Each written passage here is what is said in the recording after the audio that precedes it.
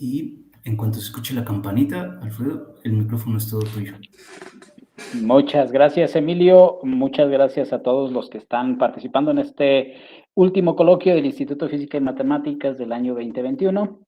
Y en particular, muchas gracias al expositor del día de hoy. Yo tengo el agrado de presentar a un colega y amigo de muchos años con quien hemos estado trabajando en estos temas que nos parecen bien interesantes a nosotros y que seguramente Luis, siendo uno de los líderes nacionales e internacionales en este tipo de estudios, nos va a presentar lo más reciente sobre el punto crítico terminal en el diagrama de fase de la QCD, cómo buscarlo y dónde encontrarlo.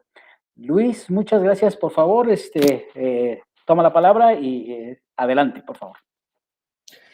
Muchas gracias, Alfredo. Muchas gracias, Emilio, por la invitación. Para mí es un gusto estar dando este coloquio en el Instituto de Física y Matemática de la Michoacana. Ya hace tiempo que di el último coloquio con ustedes. Era estudiante todavía de doctorado, si no mal recuerdo. Y bueno, con mucho gusto vengo a presentar, como bien dices, Alfredo, este último trabajo en el cual eres colaborador, ¿no? Como dices, ya llevamos varios años colaborando. Este es un área que se cultiva desde varios años en la Michoacana, ¿no? Viendo la lista de seminarios, yo le decía a Emilio, oye, Emilio, pásame la lista de seminarios, no vaya a ser que vayas a escoger un tema muy parecido. Sí, me di cuenta, Saúl habló un poquito del diagrama de fase, ha habido constantes charlas alrededor de la cromodinámica cuántica, ¿no? Porque, insisto, es un área cultivada y exitosa en el instituto. Entonces, pues voy a dar una charla enfocada en estos últimos resultados que hemos obtenido. A lo largo de la charla, si por favor ustedes tienen alguna pregunta, alguna duda, algo que no quede clara, por favor interrúmpanme, ¿no? De todas maneras, supongo que al final habrá tiempo para preguntas y respuestas, ¿no? Entonces, déjeme ir de lleno a la exposición. Está dividida en cuatro pedacitos, ¿no? Una motivación, sobre lo que es la cromodinámica cuántica y sus diferentes caras, ¿no? Pensando en que muestra una transición de fase, cómo tratamos de condensar esa información, cómo la contamos, en qué tipo de lugares podemos explorar este tipo de transiciones de fase. Voy a ir directamente al estudio de la transición, cómo la analizamos de manera teórica. Las características que tiene este diagrama de fase de la QCD. Voy a hablar muy en específico de algo que es muy importante en la actualidad en esta área, que es el título de la charla, el punto crítico terminal. ¿Ok? Me voy a detener ahí para hablar cómo encontrarlo.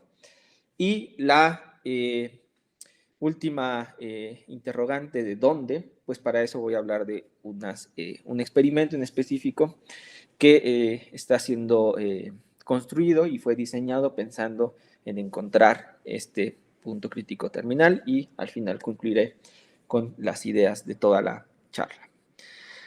Entonces, yo sé que ustedes ya se volvieron unos expertos porque hay un montón de charlas de QCD, pero déjenme ir poco a poco construyendo las ideas. Voy a iniciar por mostrarles esta tabla periódica del modelo estándar de partículas elementales, ¿ok?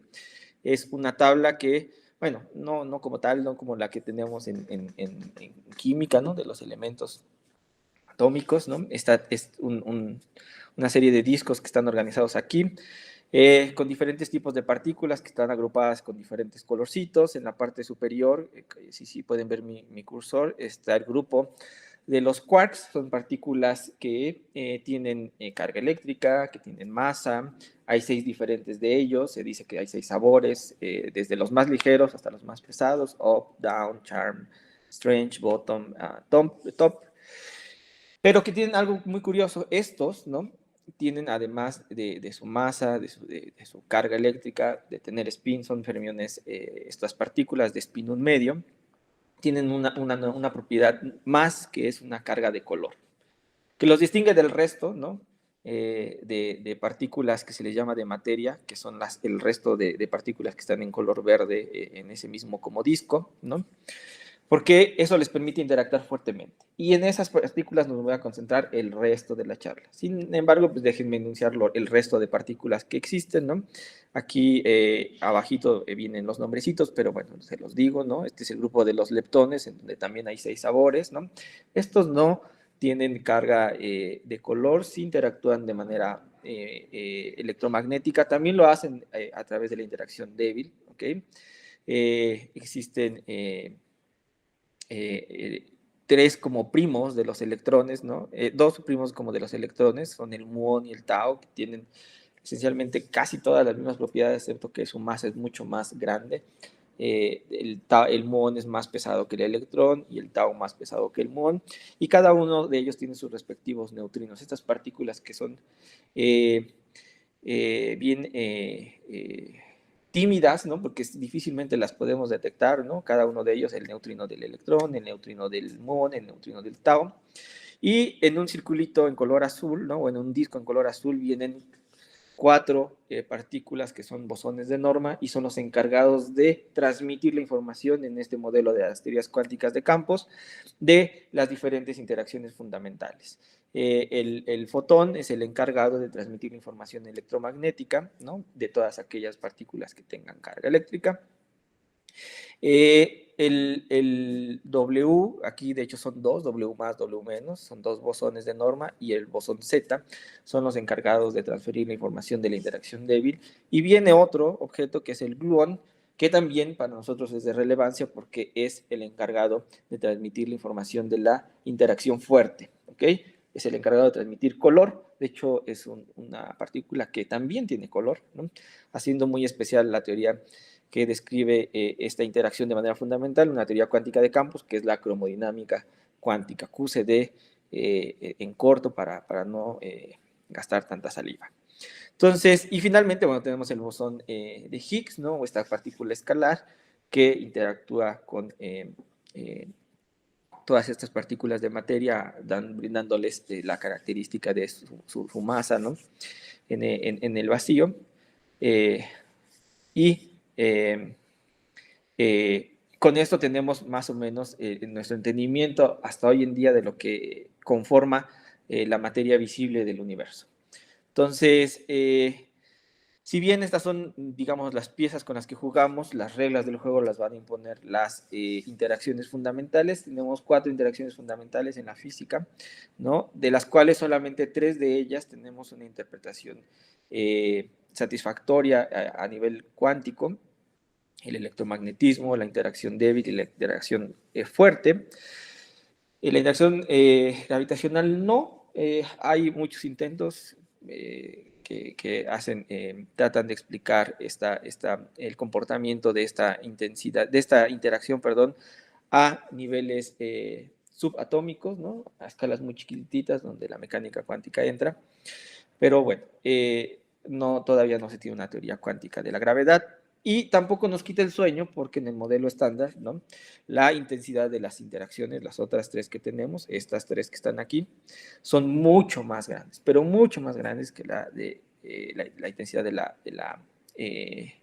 interacción gravitatoria. Entonces, podemos descansar un poquito de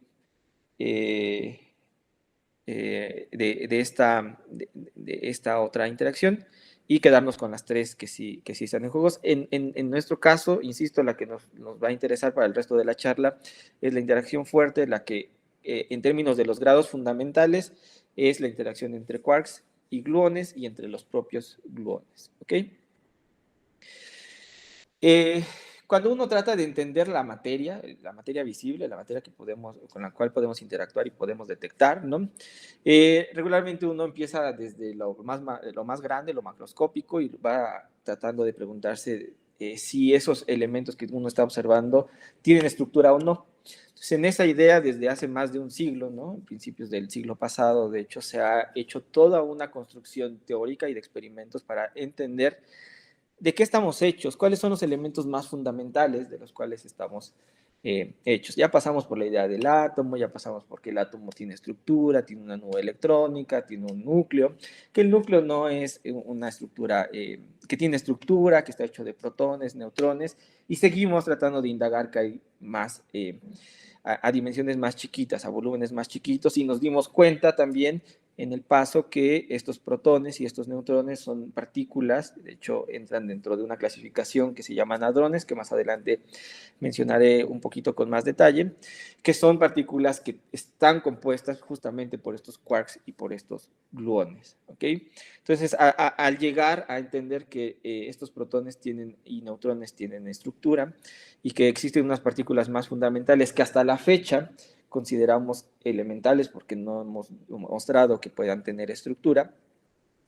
Entonces nos damos cuenta que ahí paramos un poquito la historia y la moraleja es para poder ver qué es lo que hay dentro de la materia, ustedes deberán de recordar cómo se ha hecho históricamente esto, es tratar de deshacer las cosas, chocar y chocar y chocar y chocar y chocar hasta ver a diferentes energías. De hecho, lo que hemos aprendido es que a mayores energías de choque, ¿no? Vamos a poder tener mayor poder de resolución, acercar más nuestros objetos y poder indagar en las estructuras más fundamentales. Entonces, algo que aprendimos es que para poder ver la estructura de este protón, o bueno, para poder apreciar que emerjan esos grados de libertad de los cuales están conformados estos protones y neutrones, la materia subnuclear, pues entonces hay que tener una energía muy grande. Y quiero hacer la conexión justamente con un fenómeno que nos preocupa en la física a nivel fundamental, y es tratar de entender la historia completa del universo. Sabemos, podemos observar en nuestros vecinos cercanos cómo es la estructura de nuestro universo, viendo el sistema solar, la galaxia, otras galaxias, estrellas, cúmulos de estrellas, muertes de estrellas, remanentes de estrellas.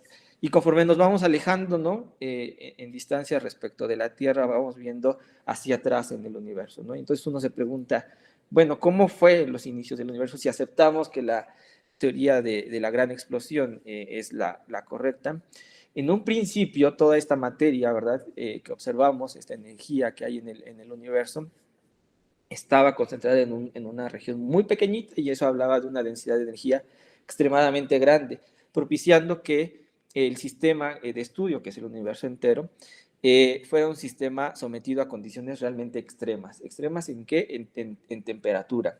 Y eso quiere decir que había choques extremadamente violentos, ¿no? Una energía cinética a disposición muy alta, y entonces el poder de acercamiento, ¿no? Era muy grande, tal que lo que asumimos o lo que pensamos hoy en día es que en esos primeros instantes del universo lo que se tenía no eran átomos, no eran núcleos, no eran protones, no eran neutrones, sino eran un sistema formado por los grados de libertad que están dentro de esos objetos, como son los quarks y los gluones. Y ahí es donde se presenta la idea de que tenemos un sistema, le llamamos de manera coloquial una sopa, ¿no? Quarks y gluones, es un plasma de quarks y gluones, así se le conoce formalmente, y eso nos llevó a pensar en que seguramente esta materia que estamos viendo nuclear, ¿no? Y que presenta una cara tipo protón, neutrón, que les digo son un ejemplo de los elementos llamados hadrones, cuando se somete a condiciones extremas, va a presentar otra cara, va a presentar otra fase, una fase donde podemos describir a ese mismo sistema en términos de estos quarks y gluones formando este plasma. Entonces, ¿cómo se ve? ¿Cómo puedo saber qué características tiene esa región donde someto a condiciones extremas a esta materia nuclear? Bueno, una respuesta está en tratar de analizar el universo temprano. Acceso a él no tenemos, ¿verdad? La radiación cósmica de fondo es hacia atrás, a donde podemos accesar, ¿no? O acceder. Entonces habrá que buscar y pensar en alguna otra forma, y de hecho les mostraré los sistemas que nos permiten acceder a este tipo de fase de la materia nuclear. Para ver apreciar esos grados de libertad, a lo mejor el verbo ver nos puede confundir, porque en realidad no podemos medir de manera directa o observar de manera directa Estas partículas, que son los quarks y los gluones, ya les hablaré por qué no se pueden ver de manera directa, pero para que emerja ese sistema, ¿no? Lo que tenemos que hacer es, por un lado, ¿no? Como les decía, someterlos a una energía muy grande, a condiciones extremas muy grandes, de tal manera que podamos a estas estructuras que están aquí, llamadas protones, neutrones, ¿no? Y algunos otros amigos de ellos, ¿no? Deshacerlos, ¿no? Quitar es la idea de que ellos son los elementos con los cuales podemos describir el sistema, a que emerja todo lo que está dentro de ellos para que tengamos este plasma de quarks y gluones. Una manera es elevando la temperatura, otra manera es apachurrando el sistema. Y justamente cuando uno eleva la temperatura, perdón, cuando uno apachurra el sistema, lo que va a encontrar es que esta energía se va a entender como una densidad muy grande del sistema, ¿ok? Y es difícil tratar de apachurrar la materia, ¿no? Necesitaríamos algo súper poderoso para lograrlo. Y el universo nos lo regala, nos brinda la oportunidad de encontrar o de por lo menos pensar que en algunos lugares existen esas condiciones de alta densidad. Y esas son las estrellas de neutrones, que son el remanente de la explosión de una supernova, ¿verdad? Que a la hora de explotar no todo su material logra escapar, ¿no? El campo gravitatorio es muy intenso, entonces parte de su material vuelve a regresar, ¿no? A colapsar un poco, y debido a esa cantidad de materia tan grande y a ese campo gravitatorio tan intenso, lo que se tiene son unos objetos estelares muy chiquitos del orden de una decena, ¿no? de kilómetros su radio, pero con una masa muy grandota del orden de entre 10, de entre 3 y 10 veces las masas solares. Imagínense la densidad, ¿verdad?, de materia que tenemos ahí. Y aún todavía podemos pensar algo más. Si nosotros vemos a esa esfera, pensemos que es una esfera, ¿no? Y nos vamos yendo como hacia capas internas, hacia el núcleo de estas estrellas, pues lo que vamos a ver es que la intensidad todavía la densidad va a ir aumentando mucho más, ¿no? Tal que en esos núcleos de estas estrellas se tienen densidades del orden de entre 3 y 10 densidades nucleares. Entonces, se está apachurrando muchísimo la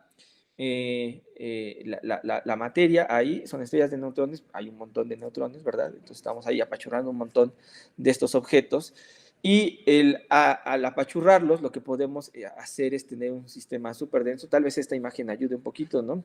Si piensan estas bolitas que tienen adentro 3 puntitos, ya les explicaré, estos son unos bariones, los protones y los neutrones son una combinación efectiva de 3 quarks de valencia, ¿no? Que forman, digamos, de manera efectiva, es nuestro entendimiento en el modelo de quarks de estos objetos, ¿verdad? Y si nosotros los empezamos a juntar entre ellos, de repente, estas como fronteras que estamos dibujando se van a empezar a empalmar, a encimar, de tal manera que los quarks empiezan a moverse de un poquito de manera más libre, de tal manera que se pierda la noción de a quién le están perteneciendo, ¿no? A qué hadrón le pertenecen, y puedes hablar de una región donde tienes un montón de quarks, ¿no? Que están interactuando entre ellos, conviviendo entre ellos, ¿no? Pero que dejaron de tener la noción de estar confinados y formar un objeto como un neutrón o un protón. Entonces formas un estado, ¿no? Ya descrito en términos de estos quarks y de estos gluones. Entonces las estrellas de neutrones en su interior podemos pensar que tal vez existen las condiciones para que esta materia se desconfine, ¿no? Y entonces puedas trabajar con un sistema llamado un plasma de quarks y gluones. Insisto, esto es medio... esto no lo podemos concluir ni podemos decir que definitivamente existe en el interior. No podemos observar el interior de estas estrellas, ¿no? Tenemos muy poca información. Hoy en día se abrió una nueva área que son las ondas gravitacionales para poder entender esos objetos, y nos están arrojando información muy valiosa para tratar de determinar la ecuación de estado de este sistema y saber de qué están hechos, ¿verdad? Pero debido a las condiciones, digamos, que estoy hablando, se puede especular, ¿no? Sin ningún problema, que puede existir esta materia desconfinada en el núcleo de estas estrellas de neutrones debido a la alta densidad. Sin embargo, hay otro mecanismo para poder hacer que se aparezca este Plasma de quarks y gluones. Esto tiene que ver con estas ideas del universo temprano. Altas temperaturas seguramente van a formar o vamos a formar este estado nuevo de la materia nuclear. ¿Y cómo lo hacemos? Pues esencialmente, como les decía, desde hace más de un siglo, hemos aprendido que haciendo chocar cosas, podemos tener acceso a regiones muy chiquititas, y entonces la forma de poder obtener un sistema donde pongamos en condiciones extremas a estos eh, eh, núcleos es chocando núcleos muy pesados, ¿ok? Núcleos muy pesados porque necesitamos tener muchas partículas ahí para poder aplicar la idea de una teoría de muchos cuerpos, una teoría donde la física estadística la podemos emplear, ¿ok? Entonces vamos a hacer chocar núcleos pesados, ¿ok? Típicamente plomo, oro, indio, ¿no? Son el tipo de iones pesados que se están haciendo colisionar. ¿Qué es lo que se hace? Se acelera, ¿no? En unos anillos bastante grandes, ¿no? Se hacen circular en direcciones opuestas dos conjuntos de estos iones pesados, y se tienen ciertos detectores donde ahí se van a hacer colisionar estos iones pesados a velocidades cercanas a la velocidad de la luz, por eso se les llaman ultrarrelativistas o relativistas, y a la hora de chocar, estos objetos van a desintegrarse, van a hacer colisiones inelásticas, y como tienen muchísima energía, vamos a tener el poder de acercarlos muchísimo y por lo tanto liberar esos grados de libertad que hablamos, que son los gluones y los quarks, formando un plasma, esencialmente que vive un tiempo muy chiquito porque al ser una colisión, ¿no? Es una reacción que va a explotar, y entonces esa energía que tú tenías acumulada en cierto volumen, pues la vas a tener que repartir en un volumen más grande, la densidad de energía va a disminuir, y estas partículas que son el plasma de quarks y gluones, volverán a reconectarse para formar otra vez estados ligados llamados hadrones, volverán a estar confinadas, y parte de esos hadrones van a seguir interactuando hasta llegar un momento en que se da una fase como de congelamiento del número de partículas por especie, ¿no? El freeze out, y de ahí llegarán a nuestros detectores, ¿ok? Entonces, observamos estas partículas resultado de esta hadronización, ¿verdad? Pero en algún momento de esta etapa, en unos tiempos muy cercanos a la colisión, se logró tener un sistema que formó este plasma de quarks y gluones. Al tener muchas partículas en juego, lo que uno tiene es que puede termalizar, y entonces puede sacar termodinámica de este sistema, se puede caracterizar la temperatura, la presión, cantidades, la densidad, cantidades macroscópicas de este sistema. Entonces, esas son las dos formas que sabemos podemos recrear un poquito esta situación de el plasma de quarks y gluones. Esta última basada en la idea justamente de tratar de reproducir el universo temprano. De hecho, se inició todo este camino, esta aventura con los grandes colisionadores, pensando en que se podían reproducir pequeñas gotas del universo temprano, porque se pensó en energías muy altas donde se puede, a la hora de chocar las partículas, se pueden hacer colisiones inelásticas sin tener tantas partículas y antipartículas, ¿no? Que eso va a generar que tengamos un sistema un sistema muy simétrico ante esta cantidad de partículas y antipartículas, generando una densidad muy bajita, ¿ok? Que es típicamente el universo temprano, cosa opuesta que tienen las estrellas de neutrones, y en el medio, ¿no? Todas estas regiones donde podríamos empezar a bajar un poco las temperaturas y poder empezar a elevar las densidades, ¿no? Es que viene nuevos experimentos, ¿no? Del cual les hablaré al final, donde lo que ahora se busca es tratar de explorar las regiones de altas densidades y de no tantas altas temperaturas, ¿ok? Entonces, la forma de condensar de manera teórica toda esa información, como como les platiqué, estamos hablando de sistemas donde podemos aplicar física estadística, donde podemos sacar resultados macroscópicos, los resultados de un sistema de muchos cuerpos. Entonces podemos construir un diagrama de fase, un plano, ¿no? en términos de dos variables termodinámicas. Lo usual en esta área es que podemos construir este plano a través de graficar la densidad de nuestro sistema, densidades en específico de ciertas cantidades. Le voy a poner de una vez el apellido, es la densidad bariónica.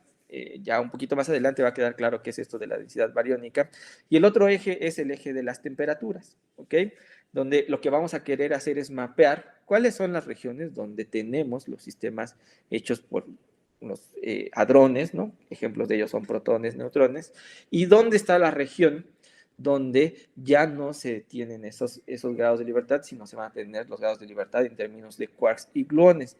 Se identifican las regiones, pero más aún identificar dónde están las líneas de transición y qué tipo de transiciones hay, para empezar a darle todas las características en este diagrama de fase. Así como nos enseñan en la licenciatura a construir el diagrama de fase del agua, ¿no? Donde no parece ya no sorprendernos tanto que de repente en ciertas condiciones a un sistema lo estás viendo de una manera sólida, y de repente cierras los ojos, le cambian las condiciones, los vuelves a abrir y apareció en líquido, ¿no? Y de repente te dicen cierra los ojos, le cambian las condiciones y aparece en forma de gas, ¿no?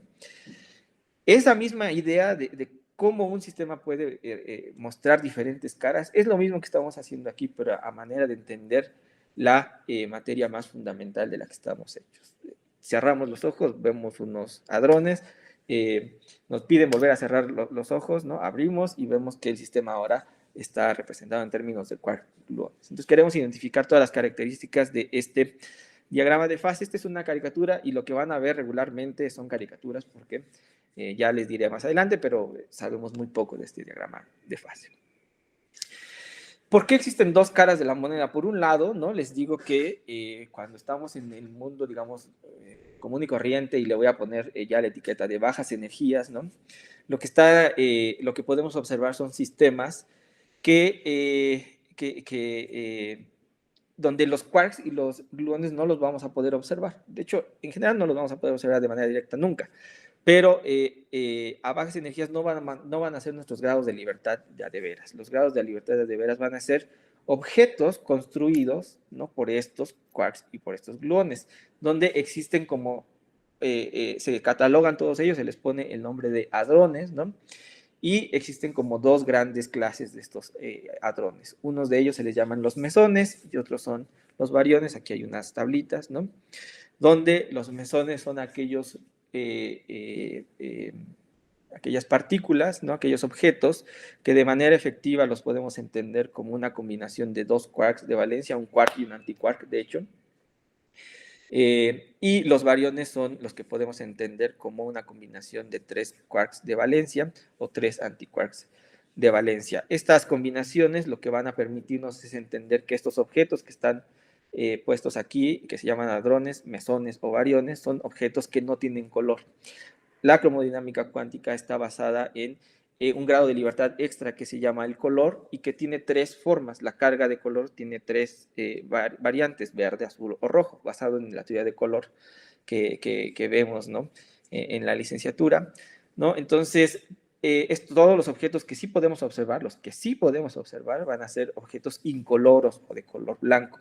Entonces, el álgebra que está detrás para garantizar que los objetos no tengan color, nos permite tener la combinación de quark con antiquark, de tres quarks o de tres antiquarks. Existen otras combinaciones que se les llaman estos objetos exóticos, ¿no? Tetraquarks, pentaquarks, pero no voy a meter ahorita en detalle de eso, ese es un tema fascinante, pero no quiero ahorita invertir tiempo en eso, simplemente poner estos que son los bien conocidos. Y por un lado, entonces estamos viendo materia que no tiene color, y lo que acabo de mostrarles y tratar de platicar es que si ponemos en condiciones extremas esta materia que no tiene color, que no tiene grado de color, lo que sucede es que emergen ahora sí todos estos grados de libertad que sí tienen color, que son los quarks, que son los gluones. ¿Okay?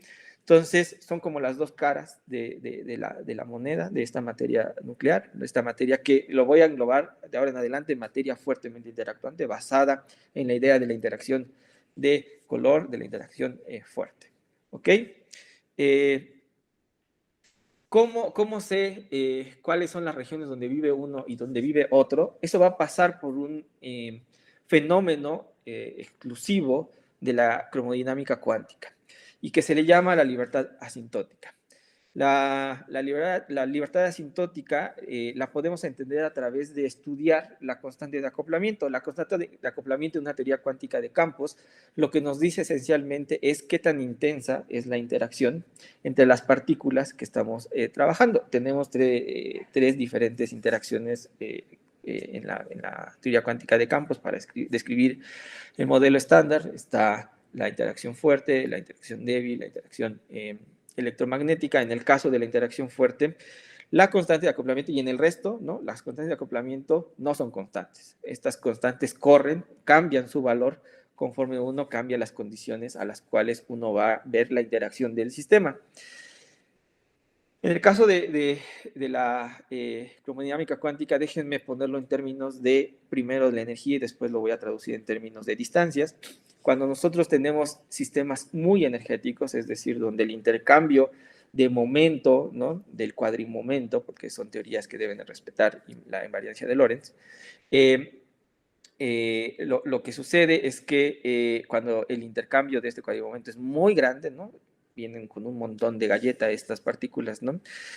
La constante de acoplamiento es muy chiquita y entre más incrementemos esa energía de intercambio, la constante se vuelve cada vez más pequeña, haciendo pensar, ¿no? Indudablemente que si yo me voy a energías muy grandes, voy a hacer que mi sistema casi deje de interactuar.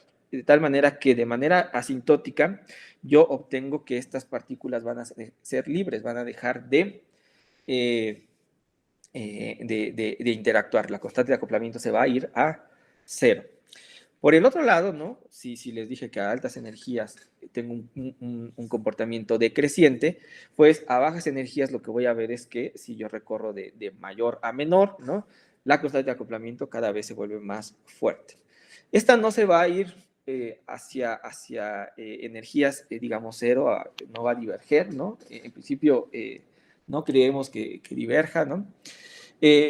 Porque además la interacción fuerte no es una interacción de largo alcance, ¿ok? Es una interacción que solamente es efectiva en cierta región. Piensen en el núcleo de los átomos, una región donde es válida o tiene presencia esta interacción. Entonces, sí es cierto que va a crecer mucho, ¿no? Y de hecho, esa es una cosa bien importante, ¿no?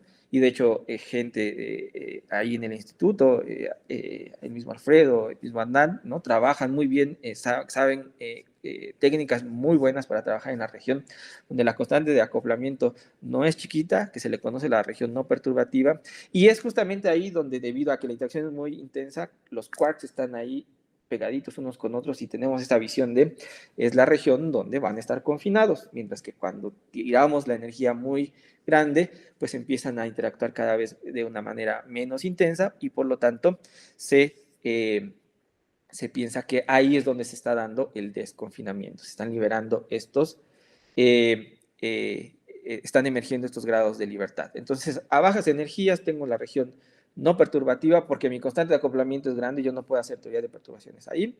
En mi región de energías altas tengo la región perturbativa donde sí puedo aplicar, ¿no? Mi teoría perturbativa, que es el mecanismo usual en teoría cuántica de campos que ocupamos para trabajar y hacer cálculos. ¿Qué más? Les dije que esto es en términos de la energía. Por otro lado, ¿no? ¿Qué significa cuando estamos a muy altas energías? Piensen esto de yo agarro y voy a chocar las cosas a muy altas energías. Lo que yo voy a tener es un poder de resolución mayor. Voy a tener acceso a distancias más chiquitas. Entre más cercanos estén mis partículas, su intensidad va a disminuir, su intensidad de la interacción. Pero si la energía no es lo suficientemente grande, no voy a tener el poder de acercar mucho a mis partículas, la distancia característica va a ir en aumento, ¿no? Y eso quiere decir que la interacción va a ir aumentando, ¿ok? ¿Qué tan grande puede ser? Pues piensen en el radio de un protón, por ejemplo, ¿no? Que es típicamente, ¿no? La distancia a la cual podemos ver justamente el confinamiento y es donde la constante de acoplamiento es bien grandota. Entonces, al estudiar este corrimiento de la constante de acoplamiento, podemos identificar dónde está. la región donde emergen estos grados de libertad de quarks y gluones, y por otro lado, donde las energías no son tan altas, la constante de acoplamiento muy grande, son donde tengo estas regiones de confinamiento y justamente donde aparecen estos hadrones, ya sean mesones o bariones. Entonces aparece, de nuevo les vuelvo a presentar el diagrama de fase, ya en términos de, voy a analizar corrimientos en energía, ¿no? Pues la energía la puedo transmitir en forma de altas temperaturas o de altas densidades, entonces quiero mapear, ¿no?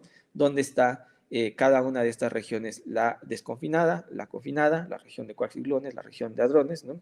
Vean que pues, ya es un poquito más natural pensar que la región donde tenemos el plasma de quarks gluones es justamente cuando tengamos condiciones extremas, energías muy grandes en términos de temperatura o densidad bariónica. Me detengo aquí, la densidad bariónica, ahora sí les cuento, es la diferencia entre bariones y antibariones, ¿ok? Entonces, esto viene de una cantidad conservada, ¿verdad? Y cuando estos valores son muy grandes, pues es justamente cuando estoy a energías altas, la constante de acoplamiento es pequeña y entonces tengo el plasma de quarks y gluones bajo las energías, ¿no? En cualquiera de estas dos representaciones y me voy a encontrar con la región donde viven los hadrones. Es una caricatura, porque ¿qué creen? Que nuestro conocimiento del diagrama de fase es bien limitado. Las regiones de alta densidad, ¿no? Bariónica, no las conocemos bien. Una, porque de primeros principios no podemos hacer cálculos en esas regiones. De primeros principios me refiero sobre todo a una técnica que se llama lattice-QCD, que es la forma numérica de resolver el lagrangiano de la cromodinámica cuántica, con estos grados de libertad fundamentales, que son los quarks y los gluones, ¿no? Que a temperatura finita y a densidad bariónica cero trabaja muy bien.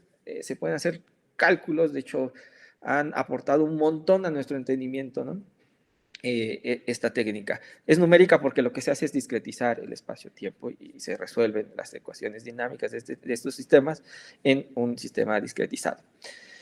Pero cuando uno tiene densidad finita, existe un problema, ¿no? El problema severo del signo. Ellos no pueden ocupar estas técnicas porque no tienen un control estadístico. Las cantidades divergen esencialmente cuando uno impone la aparición de densidad finita que va a ir puesta a través de un potencial químico asociado a este número de partículas, de la diferencia de bariones y antibariones.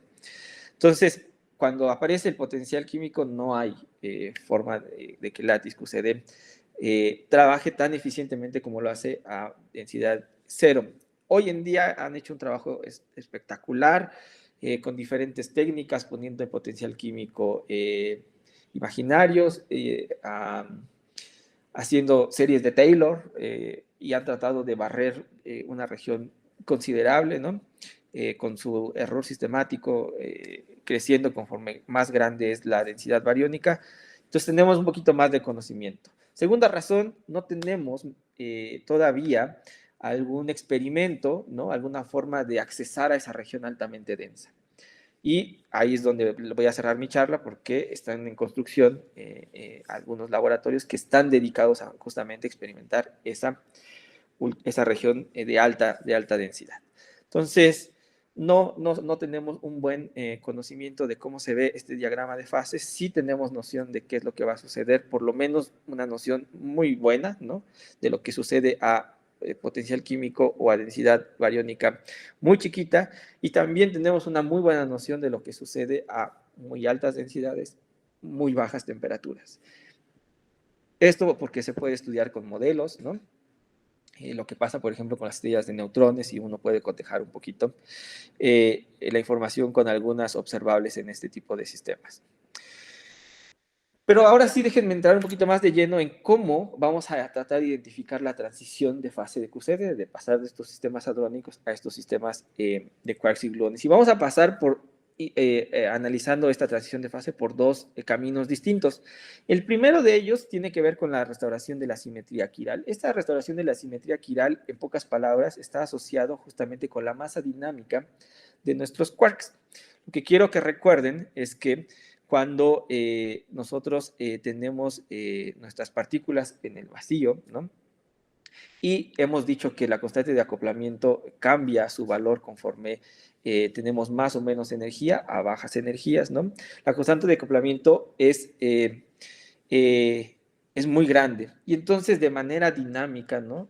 Lo que podemos ver es que el quark adquiere una masa, que se le llama así una masa dinámica, que viene justamente de observar al quark y todos sus amigos, toda su nube, ¿no?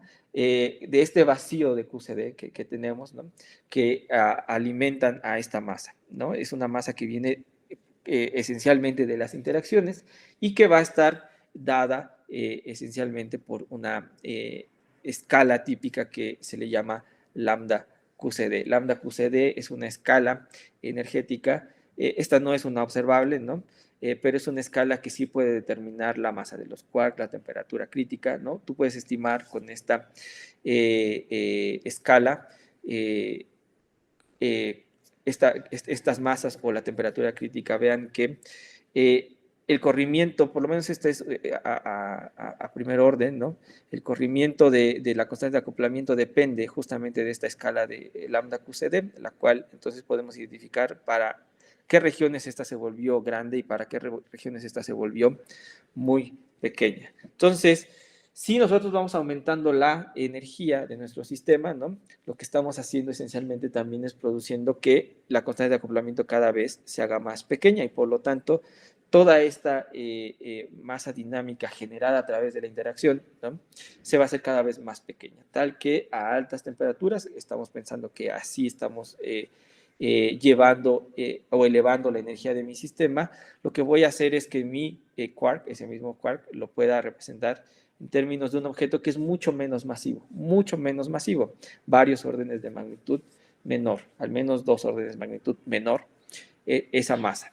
Y ahí entonces puedo aplicar una aproximación, decir, ok, cuando yo estoy a muy altas temperaturas, lo que puedo decir es que gracias a que es una masa muy pequeña comparada con la que tenía a bajas energías, una primera aproximación es pensar que mi quark no tiene masa. Esto no se puede aplicar a todos los quarks. Yo les presenté 6 sabores de quarks. Se puede aplicar solamente a los más ligeros, a los que realmente podemos hacer la comparación de que su masa dinámica y su masa en el vacío, ¿no? Su masa es la masa desnuda, de verdad, de este quark, son realmente una muy chiquita respecto a la otra. Entonces, esencialmente eso se hace para los 3 más ligeros, up, down y strange. Y cuando uno piensa que la partícula dejó de tener masa, se puede pensar que existe una simetría en nuestra teoría muy bien definida. Se pueden desacoplar los modos izquierdos y modos derechos quirales, que cuando no hay masa los podemos entender, es exactamente lo mismo, insisto, cuando no hay masa, que la helicidad.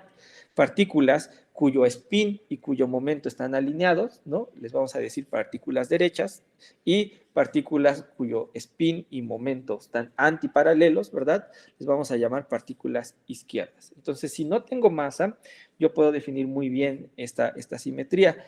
Piensen en estos ejercicios de la relatividad especial, ¿no?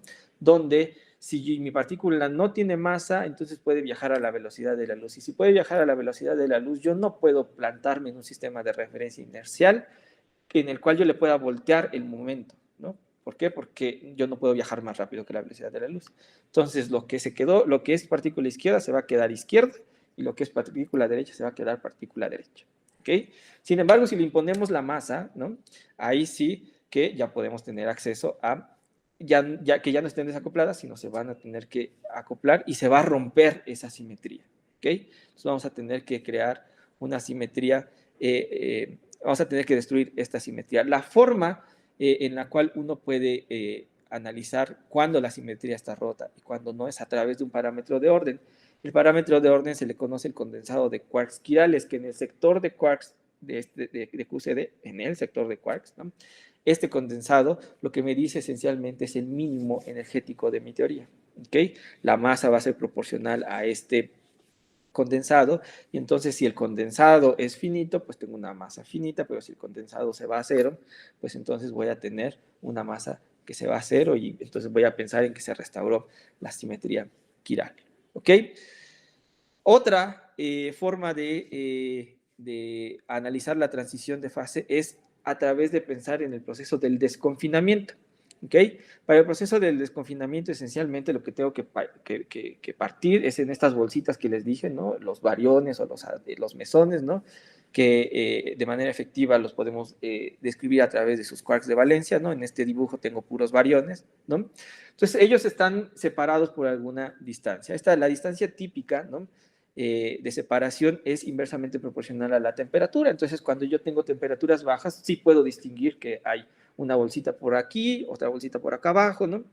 Pero conforme yo agarro y voy aumentando la temperatura, la distancia se va haciendo cada vez más pequeña. 1 entre T se va haciendo cada vez más pequeño porque la temperatura va aumentando. Y con una temperatura alrededor de lambda QCD, ¿no? Lo que empiezo a notar es que empiezan como a superponerse mis bolsitas, de tal manera que empiezo a ver que estos quarks que están aquí, ¿no? Empiezan a moverse un poquito más libres y pierden esta noción de a quién le pertenecían, en qué objeto estaban confinados, ¿no? Entonces podemos pensar en un sistema más homogeneizado, ¿no? En términos de todas estas bolitas de color, ¿no? Entonces, el argumento es a mayor temperatura, más cerquita los ponemos, ¿no? Y típicamente cuando la temperatura anda alrededor de QCD, de lambda QCD, pues es justamente cuando se empieza a dar el proceso del desconfinamiento. De manera formal, lo que uno puede hacer es construir un objeto, ¿no? Que sea el análogo a el condensado de quarks ligeros, que ese es el parámetro de orden en el caso de la restauración de la simetría quiral. Aquí lo que se hace es construir otro objeto que es el parámetro de orden que se conoce el loop de Polyakov. ¿Ok? Rápido, para entender un poquito esta idea, lo que uno hace esencialmente en el vacío de QCD, lo que hace uno es poner una partícula, un quark de prueba tiene color, ¿ok?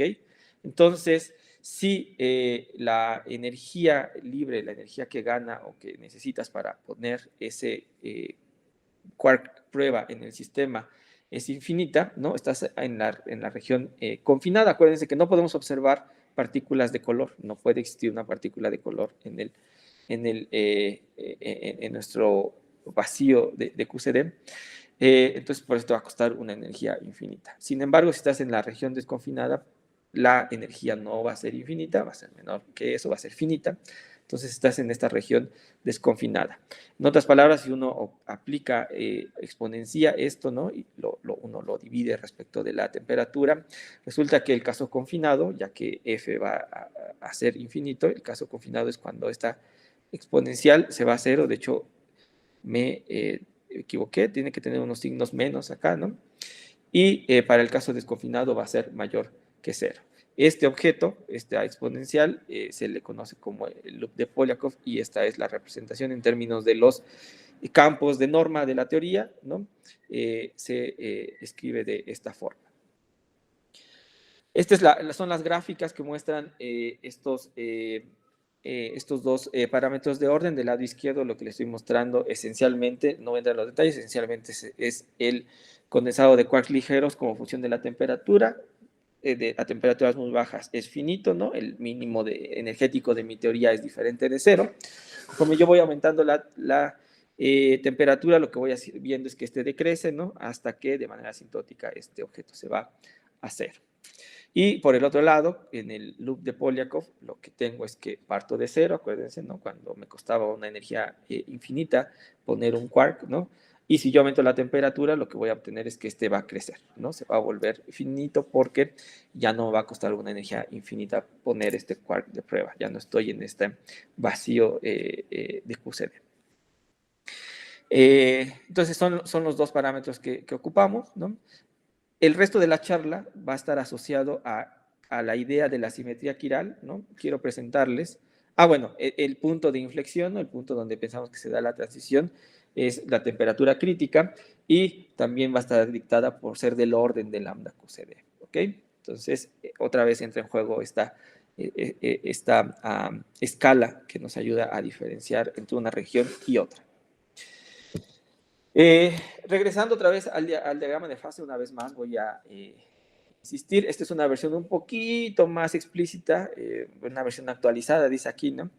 donde en efecto sigue siendo el mismo plano, en este caso potencial químico bariónico, temperatura en el eje vertical. Tenemos ciertas regiones donde tenemos un gas de hadrones, donde tenemos el plasma de quarks y gluones, y lo que ya empezamos a identificar son las líneas de transición. Lo que sabemos es que a densidades muy bajas, ¿no? La QCD nos proporcionó esa información, lo que se tiene es un crossover, mientras que en regiones de alta densidad lo que se tiene, ¿no? Lo que se sabe a través de muchos modelos, ¿no? De diferentes modelos, es que se tiene una transición de orden, una transición de primer orden, ¿ok? Eso nos hace pensar que existe un punto muy característico y que es lo que les voy a contar el resto de la charla, y el nombre de la charla es un punto crítico terminal. ¿Qué quiere decir este punto crítico? Nos va a indicar dónde termina la transición de fase de primer orden, ¿no? Y comienza el crossover, o viceversa, donde termina el crossover e inicia esta transición de primer orden. Es un punto que se especula existe. Nadie lo ha podido detectar. No se sabe tampoco dónde está. Eso también es cierto, ¿no? Pero es, digamos, lo que estamos persiguiendo. Tratar de localizar a este punto crítico. Y digo, estamos porque tanto la comunidad internacional experimental como la comunidad teórica en esta área están poniendo un esfuerzo muy grande por tratar de entender dónde está este punto crítico y cómo identificarlo, ¿ok?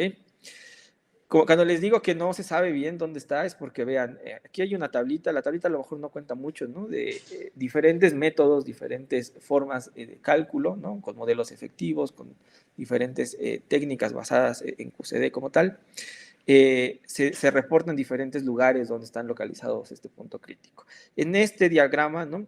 Se puede apreciar un poquito mejor de lo que quiero decir. Vean todos los puntos, o bueno, los rombos color negro, ¿no? Son diferentes determinaciones, ¿no? Con diferentes modelos, con diferentes aproximaciones, con diferentes formas, ¿no? ¿De dónde podría estar el punto crítico terminal? Pues si yo agarro y veo, ¿no? Y trato de sacar un valor central y su dispersión, su error, ¿no? Pues voy a estar manchando casi todo este diagrama. Entonces, en verdad tenemos un conocimiento no tan bueno de dónde está este punto crítico. Ahora, para tratar de localizar este punto crítico, déjenme hablarles de un fenómeno que sucede en general en estos sistemas o en estos comportamientos de criticalidad. Este es un ejemplo de una mezcla de metanol con ciclohexano, ¿no? Este es un video, de hecho, si ustedes lo quieren ver, está bien bonito, es un video de Chemistry Demo Lab en Ohio State University, donde lo que tienen es a este sistema, lo que hacen es empezarle a elevar un poquito la temperatura. Es un sistema que, si ven, pues es más o menos transparentoso, ¿no? Se puede más o menos ver por este líquido. Y de repente, cuando le empiezan a subir la temperatura, ¿no? Dejan fija la densidad, si no mal recuerdo. Este sistema, ¿no? Lo que va a mostrar es este fenómeno que se empieza a poner como blanco, ¿no? Y es más, si ustedes van y le avientan luz, ¿no? Va a reflejar todas las diferentes ondas. Y esto es porque en este sistema lo que tenemos son como diferentes, está hecho como de todas las escalas posibles. No es ni la escala típica del líquido, ni la escala típica del sólido, que si acuerdan son distancias distintas, ¿no? Ni del sólido, sino son todas ellas entremezcladas. Eso quiere decir que es capaz de rebotar, ¿no? Todas las longitudes de onda existen, todas, y tan es así es que las longitudes de correlación en este sistema llegan a diverger. Eso es una característica de criticalidad. Después lo que le hacen es bajarle la temperatura y vean que empieza como a haber una coexistencia, ¿verdad? De dos fases aquí. Entonces, lo que rápidamente quiero traerles a la mente es que para poder encontrar estos fenómenos de criticalidad, lo que tenemos que ver es que van a poder existir estos fenómenos como de que todas las correlaciones, de que todas las longitudes, de que todas las formas pueden ser posibles, ¿no? En este punto muy crítico. Y voy a hacer un poquito más en específico, pensando en las fluctuaciones de ciertas cantidades conservadas, ¿ok?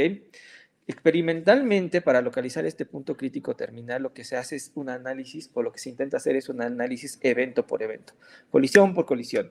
Quiero ver una por una qué características tienen, porque después lo que voy a hacer es tratar de promediar sobre cada una de estas resultados que obtuve de alguna cantidad conservada, la densidad de carga, el número bariónico, y si estoy lejos de describir esta distribución de este fenómeno de forma gaussiana, esto quiere decir que tengo una dispersión amplia, que tengo correlaciones de todo tipo, ¿no? Si estoy lejos de estas representaciones gaussianas, entonces voy a empezar a pensar que es ahí una región donde tengo este fenómeno de criticalidad. ¿Ok? ¿Cómo lo hacemos? Esencialmente, como les digo, es a través de la detección de fluctuaciones no gaussianas en cantidades conservadas. Una cantidad conservada Q la vamos a poder determinar como la integral en el volumen de una densidad de carga, ¿no? En este espacio-fase descrito por X, siendo V, esta V mayúscula, ¿no? El volumen del espacio-fase disponible. ¿Qué es lo que sabemos de una gaussiana? Por ejemplo, una gaussiana tiene su valor central y qué tan disperso está, ¿no? Pero si queremos buscar fenómenos que estén más allá de una distribución gaussiana, que estén mucho más deformadas nuestras distribuciones, van a tener que aparecer cosas nuevas que describan mi distribución. La varianza, por ejemplo, que esa es una de las características que tiene la gaussiana, ¿no? Esencialmente te dice qué tan disperso está respecto de su valor central. Está dada también en términos de las correlaciones, ¿ok? Correlaciones estadísticas. Pero, insisto, si nosotros queremos ver más allá, ¿no? Si nos encontramos con alguna distribución que no para nada se parece a una gaussiana, lo que tendremos que ver se conocen como los momentos estadísticos superiores, ¿ok? Queremos ver qué le pasa, no solo si es, qué tan dispersa es, ¿no? Sino si hay un sesgo, ¿no? Si se vuelve como muy ancha y como plana o muy picudita, ¿no? Todas estas se pueden explorar a través de los diferentes momentos. Estos momentos superiores los vamos a definir con esta delta de x a la n, ¿no? Dado un volumen, que no es más que la integral, ¿verdad? De la función de probabilidad veces x a la n. ¿Ok? Esta expresión se puede obtener a través de una función generadora, una función generatriz, que la podemos expresar de esta forma. Una g de teta que es igual a la integral en x, de e a la x por teta, a veces la función de probabilidad, que si se dan cuenta, cada vez que nosotros derivemos respecto de teta y evaluamos en teta igual a 0, esta función g, lo que vamos a obtener justamente son cada uno de estos momentos. Sin embargo, podemos construir algo que se llaman las funciones generatrices de los cumulantes, no trabajar con g, sino con el logaritmo de g. Y una vez más, lo que uno obtiene son las derivadas de esta función k mayúscula que depende de teta. Es la misma idea, la derivada enésima te va a dar el cumulante enésimo cuando se deriva esta función k mayúscula respecto de teta y evaluamos en teta igual a 0. Y entonces vamos a tener el cumulante 1, el cumulante de orden 2, el cumulante de orden 3, el cumulante de orden 4, ¿no? Donde estos dos últimos, ¿no? Que ya son los que están fuera de digamos, la representación de una gaussiana, ya son de información extra, son los que entran en interés, ¿no? Esta tiene que ver con el skewness, que, no sé cómo es en español, sesgo, creo, ¿verdad? Y la kurtosis, ¿ok? Que te dice qué tan anchota o muy picuda es la distribución. Entonces, bueno, estas cantidades son extensivas, entonces para poder quitarle la dependencia, digamos, del tamaño del sistema, lo que uno hace son tomar cocientes, ¿no? De diferentes cumulantes, y déjenme ponerles cómo se ven estos cumulantes conforme uno va barriendo diferentes puntos de las líneas de transición. Cuando estamos en estas regiones de crossover, lo que tenemos son que, quiero que pongan atención en la línea verde y la línea roja, ¿no? Que es el sesgo y la kurtosis, ¿no? Sobre todo porque la kurtosis, cuando cambia de signo, te dice que pasa de algo de ser muy anchote a ser muy angosto. Entonces, que tiene un cambio como muy abrupto, ¿verdad? Y vean que estas cantidades en realidad tienen como esta variación, que va por arriba y después va por abajo y vuelve a crecer, ¿ok? La variación no es tan grande, pero conforme uno se va a tratar de acercar recorriendo estas líneas de transición hacia el punto crítico, lo que empezamos a ver es que este salto, esta variación, ¿verdad? Sobre todo de la línea roja, que insisto, es la kurtosis, ¿no? Que te hace ver algo que es muy ancho o muy angostito, ¿no? Dependiendo del signo, empieza a verse mucho más dramático este fenómeno. Y ahí es donde empezamos a ver que empiezan a ocurrir estos fenómenos como medio divergentes, ¿no? Cómo es que de repente el sistema se va acercando al punto crítico y ya estando muy cerca vemos estas fluctuaciones muy grandotas de esa cantidad que te dice algo que es además información nada parecida a una gaussiana, se está deformando muchísimo tu distribución. ¿Ok? Entonces, este tipo de señales son las que se persiguen para tratar de localizar dónde está el punto crítico. Estas dos cantidades, estos dos momentos estadísticos que están más allá de la representación de una gaussiana. Esto también se puede hacer ver a través de la energía libre del sistema. Cuando uno restaura la simetría, lo que uno va a tener es una energía cuyo mínimo está en cero, pero conforme uno se va acercando al punto crítico, lo que uno encuentra es que esta energía se vuelve como muy plana hasta que después de rebasar el punto crítico vamos a tener una distribución con mínimos degenerados. Esto es el mismo caso, ¿no? Voy a regresar un poquito. Ups. El mismo caso de aquí. Tenemos como la coexistencia de las dos fases. Entonces, tenemos como dos mínimos degenerados. Y es lo que pasa cuando tenemos una transición de fase de primer orden. Entonces, nada más rápido, esto ya voy a terminar, ya son las últimas diapositivas. Déjenme presentarles, bajo lo que les acabo de explicar, un trabajo que hicimos, ¿no? De hecho, Alfredo es coautor junto con otros compañeros y amigos de diferentes instituciones de este trabajo donde tratamos de analizar justamente estas ideas de ver si en un modelo efectivo que trata de reproducir el fenómeno de la restauración de la simetría quiral de QCD, de la de veras, ¿no? Con este modelo efectivo llamado el modelo sigma lineal, podemos identificar dónde está este punto crítico. Este modelo es un modelo efectivo, ¿ok? Que tiene como grados de libertad, tiene a los piones, el pion cargado negativo, pion cargado positivo, el pion neutro, al sigma, que es otro mesón, su compañero quiral de los piones, y también tiene como grados de libertad dos sabores de quarks, el quark up y el quark down, ¿no? Es un sistema hecho para reproducir la interacción fuerte a bajas energías, ¿no? Justamente donde se da la transición entre tener quarks y tener mesones. De hecho, estos son los mesones más ligeros que cuando se da esta transición son los que más abundan, los que más probables son de generarse. Entonces es un sistema bastante ad hoc para poder estudiar la transición de fase. De QCD es un modelo también renormalizable que es muy importante que lo sea y que va a reproducir el efecto del rompimiento espontáneo de la simetría. Vamos a tratar de hacer el análogo de la restauración de la simetría quiral en QCD.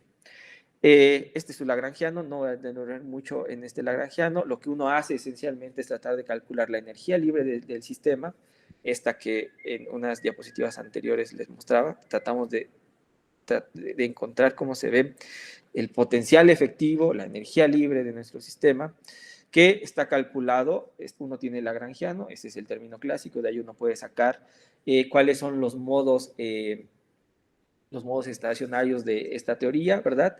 Y uno después puede hacer fluctuaciones alrededor de las correcciones cuánticas. En este caso estamos en una teoría cuántica de campos a temperatura finita, entonces hacemos las correcciones de materia, las correcciones térmicas y de densidad finita, orden a orden en nuestra teoría de perturbaciones. La primera de ellas se le conoce un loop, un lazo, ¿no? la primera fluctuación. Pero lo que pasa es que esa es como una teoría de campo medio y eso describe un sistema que esencialmente es como un gas ideal y lo que queremos es ponerle la información de que sí está interactuando el sistema, de que sí se conocen las partículas. Entonces, uno estaría tentado a ir a un siguiente orden en nuestra teoría de perturbaciones, dos loops, pero no es necesario. Hay trabajos viejitos, Doran y Yakif, por ahí del año 70, si no mal recuerdo, mostraron que la contribución que va a servir para poder encontrar estas contribuciones más allá del campo medio son las contribuciones que se les llaman de anillo, que son estas fluctuaciones, ¿no? De estos modos estacionarios que uno puede calcular de nuestro sistema, donde si ven estas bolitas coinciden en un punto, son vértices que me dicen justamente que ya hay interacción. No, tampoco voy a entrar en detalles, uno calcula, el formalismo que uno ocupa es el formalismo de Matsubara o de tiempo imaginario, y uno obtiene esta expresión, una expresión muy bonita, tiene mucha física, ¿verdad? Y esta expresión lo que nos dice, o podemos ocuparla para poder encontrar cuál es el valor que hace que nuestro mínimo esté en cero, cuál es la temperatura y cuál es la densidad que permite obtener que exista un mínimo en cero o que exista un doble mínimo, mínimos degenerados para poder encontrar una transición de fase de primer orden. Uno lo hace con calma, con cuidado. Uno encuentra, por ejemplo, las diferentes condiciones a las cuales uno puede observar que el mínimo está en cero, ¿verdad? Tenemos un solo mínimo, es una transición. En este caso es un modelo que tiene una transición de segundo orden, no un crossover, ¿ok? Y que si uno va aumentando un poco la densidad y buscando la temperatura crítica, cada vez se vuelve más plano el sistema hasta que de repente te aparece un segundo mínimo. De ahí está mínimo degenerados y esto te da la idea de que venías de una transición de segundo orden y eventualmente pasas a una de primer orden. Puedes empezar a encasillar, encapsular la región donde se da justamente el cambio del tipo de transición. Si uno lo hace de manera sistemática y con mucho cuidado, uno puede construir el diagrama de fase, ¿no? Donde tienes en este color rojo, tenemos toda la región donde es una transición de segundo orden, el equivalente al crossover. En el color, en una estrellita color negro estamos poniendo el punto crítico que bajo este análisis identificamos, ¿no? Y después de ello vienen en color azul los puntos donde se da el primer orden, identificado una vez más a través de ver estos mínimos degenerados. Estas son dos gráficas porque son dos conjuntos de parámetros. La teoría tiene unos parámetros libres, ¿no? Que uno puede determinar con ciertas propiedades del sistema en ciertas condiciones, ¿ok? Pero esto se da para mostrar que dos combinaciones distintas de parámetros, de los parámetros libres de la teoría, te dan una respuesta muy semejante, ¿okay? Y aquí viene, digamos, el estudio que hicimos para ver los momentos estadísticos en el estudio de en este modelo. Lo que hay que hacer es estudiar las fluctuaciones, lo que hay que hacer es construir la distribución de probabilidad, que no es más que la exponencial de menos el volumen veces el potencial efectivo, la energía libre, dividido entre la temperatura. Y como pueden ver, tampoco voy a tener mucho más, pero quiero que vean que al estudiar, por ejemplo, la kurtosis, ¿no? Este es el sesgo y esta es la kurtosis, conforme, aquí están los diferentes datos, ¿no? Estamos empezando a potenciales químicos, digamos, relativamente pequeños, y los vamos a ir aumentando, los colores van cambiando, el color rojo es el del menor potencial químico bariónico, y conforme va aumentando este potencial químico, se va yendo hacia el verde, y quiero que vean cómo las variaciones de la kurtosis son mucho más pronunciadas, ¿no? Cuando estamos en esta región de alto potencial químico, alta densidad, que si me voy una atrás, justamente corresponde a la región donde estamos localizando el punto crítico terminal. Estamos observando esos fenómenos de criticalidad al estudiar los diferentes cumulantes o los diferentes momentos de nuestra distribución de probabilidad. Con esto voy a concluir. Una de las observables que en los experimentos se tienen es tratar de ver cómo se ve esta kurtosis como función de la energía de las colisiones. Y lo que uno observa, vean, estos son resultados de un experimento que es STAR, que está en el RIC, allá en Brookhaven, en Nueva York, uno de los laboratorios más exitosos para estudiar las colisiones de iones pesados. Este fue reportado recientemente, ¿ok? Lo que se observa es que conforme la energía de la colisión va disminuyendo, esta kurtosis va decreciendo y de repente, ¡pum!, se va para arriba. Cambia abruptamente, ¿ok? Hicimos el mismo trabajo con nuestro análisis, haciendo el barrido con las energías, ¿verdad? De mayores a menores, y vean que observamos exactamente el mismo fenómeno. Va a decrecer y ¡pum!, se dispara el valor. Justamente en donde se dispara el valor de esta kurtosis podemos identificar, de hecho lo hicimos, identificar que ahí es justamente donde dijimos que estaba el punto crítico. Entonces, hemos logrado conseguir con este modelo tener de manera muy bien descrita qué es lo que ocurre para tratar de localizar el punto crítico terminal. Por último, voy a responder la última pregunta que hice en el título, ¿cómo? Ya dije cómo, ahora dónde lo vamos a tratar de localizar. Voy a ser muy animoso, lo vamos a encontrar en un lugar que se llama Nika, que está en Dubna, Rusia. Ahí lo vamos a encontrar. No, ya siendo serios, les quiero presentar un experimento que está haciendo en construcción, el Nucleotron Based Ion Collider Facility, NICA. Es un acelerador de partículas que tiene dos detectores, uno que es el MPD, el Multipurpose Detector, que se va a enfocar en tratar de localizar ese punto crítico, porque es un experimento diseñado justamente para explorar las energías donde se tiene la mayor densidad bariónica. Es esta región que está aquí está Nika, ¿no? Es una región de colisiones energéticas por ahí de los 4 hasta los 10 gigaelectronvolts en el centro de masa, que corresponde justamente a la región de mayor densidad bariónica que se ha estimado. En este diagrama de fase que hemos revisado, es toda esta región la que Nika va a explorar y es donde se cree que este punto crítico va a existir. Está diseñado para tener una estadística lo suficientemente importante para poder tratar de extraer la información con precisión de dónde está ese punto crítico. Este es un experimento en el cual México colabora, hay un grupo de universidades mexicanas, ¿no? Y de colaboradores mexicanos y que desde la Michoacana también están siguiendo y lo están impulsando muy fuerte hoy en día, ¿no? Donde colaboramos y bueno, estamos tratando de trabajar en diferentes frentes para llegar a ese fin común. Este experimento se pretende que empiece a tener las primeras corridas, se les llama, ¿no? Que esté funcionando el anillo por ahí del primer semestre del 2023, ¿no? Y que se tengan datos probablemente hasta finales del 2023 de las primeras colisiones. Aquí está un poquito la foto de cuando se firmó el acuerdo entre diferentes universidades mexicanas y este experimento. Y bueno, aquí voy a concluir. El diagrama de fase de la cromodinámica cuántica es un objeto de alta relevancia en la física de altas energías, ¿no? Contemporánea. Estamos en una época inmejorable para despejar las incógnitas y retos que nos ha presentado la materia fuertemente interactuante. Este fue un experimento que les presenté. Hay otro que está en construcción en Alemania, FAIR, que también va a estar dedicado exclusivamente para analizar estas regiones. Entonces, por eso es que estamos en una época súper emocionante. Esta década esperemos tener resultados importantes. Y bueno, existen grandes retos teóricos y experimentales fundamentales que se están resolviendo y que son de alto impacto en la física de este ciclo. Y bueno, aquí lo dejo. Muchísimas gracias por su atención y estoy abierto para todas las dudas que tengan. Gracias. Muchas gracias, Luis. Bien interesante la charla. Déjenme ver, ¿alguien que tenga alguna pregunta, algún comentario para el expositor? Por favor, simplemente abran el micrófono y comenten.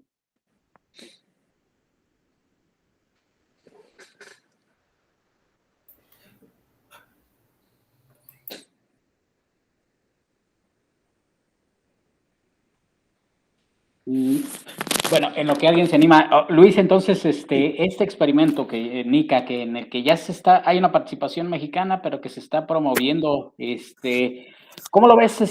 ¿Nos puedes describir así rápido la participación mexicana en este tipo de experimento? Sí, mira, la participación mexicana ya tiene un poquito más de 3 años que está, digamos, funcionando de manera formal. Fue en el 2018, si no me recuerdo. 2018-2019 que se firmaron los memorándums de entendimiento, ¿no? Entre las diferentes universidades y este experimento, que todo inició porque pues la curiosidad que muchos de ustedes, muchos de nosotros, incluido tú, tenemos sobre este tipo de temas, ¿no? Tenemos, pues, al ser este experimento uno de los que van a tratar de resolver estas incógnitas, pues hubo muchos de nuestros amigos que se involucraron y nos hemos ido involucrando en ellos, ¿no? En el experimento MPD, que es de este experimento NICA. Sin embargo, NICA es un experimento que está en construcción dentro de un laboratorio muy grande, un laboratorio muy prestigioso, el GINAR, ¿no? El Joint Institute for Nuclear Research, que está en Dubna, en Rusia, el cual se dedica a hacer el estudio de la física nuclear en todo el rango que involucra la física nuclear, desde tratar de entender de qué están hechos materiales, radiarlos, cómo reacciona la radiación los materiales, ¿no? Pasar por hay experimentos tan de física fundamental como este que es NICA, por tratar de entender las condiciones extremas de la materia subnuclear, aplicaciones en física médica, aplicaciones en química, ¿no? Es un laboratorio muy grande y que tiene unas facilidades en verdad de alta calidad. Entonces, ante esa gran oportunidad, ¿no? Un grupo de investigadores mexicanos están impulsando hoy en día, ¿no? La idea de que México como país entre a ser miembro asociado a este instituto. Este instituto es un instituto multinacional, no es un instituto ruso, es un instituto donde hay muchos países que están involucrados como países miembros, ¿no? Y que forman al GINAR, en la misma idea, en el mismo sentido en cómo está formado el CERN. Entonces, se está tratando de impulsar esta idea y llevando el mensaje a muchos lados, a muchos colegas en muchas universidades, para que vean todo lo que este laboratorio hace, porque hace tecnología, hace investigación de punta en un abanico de áreas que, insisto, son muy grandes, muy importantes. Voy a repetir: física médica, biofísica, bioquímica, química, estudio de materiales, física nuclear, que tenga que ver con, por ejemplo, estos estudios de cómo reutilizar los desechos nucleares, ¿no? Para poder extraer más energía y tener menos contaminantes, tratamiento, terapia para el cáncer con protones, no sé, hay una infinidad de gamas, de temas que son muy relevantes hoy en día y que se está impulsando que México entre. Para eso necesitamos el apoyo de un montón de gente y llevar esa información para que se enteren que se tiene acceso a todo eso, ¿no? Si uno es miembro asociado. Y hoy en día se busca esa parte, tratar de integrar no solo a nosotros que ya llevamos interés desde hace un rato en cierto tema, ahora es tratar de que mucho más gente de nuestras universidades esté involucrada. Has hecho gestión invaluable allá en la Michoacana y acercarles toda esta información para que, digamos, nos enteremos. Otros hemos buscado otras instituciones y queremos llegar a lo más que se pueda de instituciones para que vean la relevancia de este instituto. Ahora no es el laboratorio, es el instituto. Muy bien, muy bien. Son temas bien interesantes porque finalmente son experimentos que esta década seguramente van a dar mucho de qué hablar en cuanto a la física, ¿no? Y lo interesante, por ejemplo, desde el punto de vista de la interacción entre teóricos y experimentales es esto. Yo recalco lo que tú decías al final de tu exposición. Finalmente la señal de dónde se podría localizar este punto crítico terminal va a estar dado donde uno puede identificar desviaciones de la gaussianidad, ¿no? De las Uh-huh. de los observables que uno espera en estas colisiones. De acuerdo, de acuerdo. ¿Alguien más tiene alguna pregunta para Luis?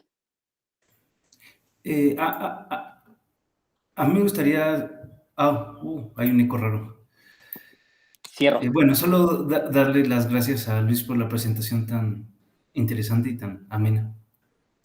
No, pues qué bueno que les haya gustado. El chiste es que tratemos de compartir un poquito de lo que se hace y que quede claro. Esa es la finalidad. Muy bien, entonces, pues si no hay más comentarios o preguntas y con la autorización de Emilio, agradecer a Luis su presentación. Muchas gracias, Luis. Es un tema que muchos de nosotros encontramos muy interesante, donde esperemos una participación activa, insisto, no solo en la parte física, en la parte de ingeniería, pero a mí particularmente me tiene bien intrigado este tema de la administración de la ciencia, ¿no? Que es algo que Sí. se requiere, sobre todo en países con problemas presupuestales como el nuestro y en estas circunstancias, pero que podría ser muy interesante participar en este tipo de proyectos. De acuerdo.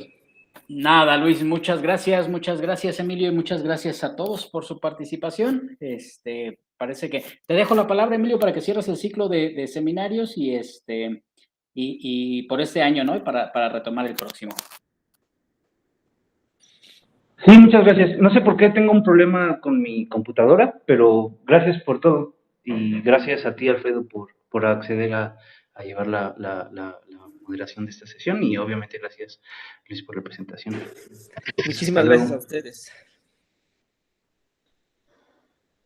Gracias por la charla. Hasta luego, Luis, muchas gracias. Luego, no, de qué. Hasta luego, felices fiestas a todos. Igualmente, hasta luego.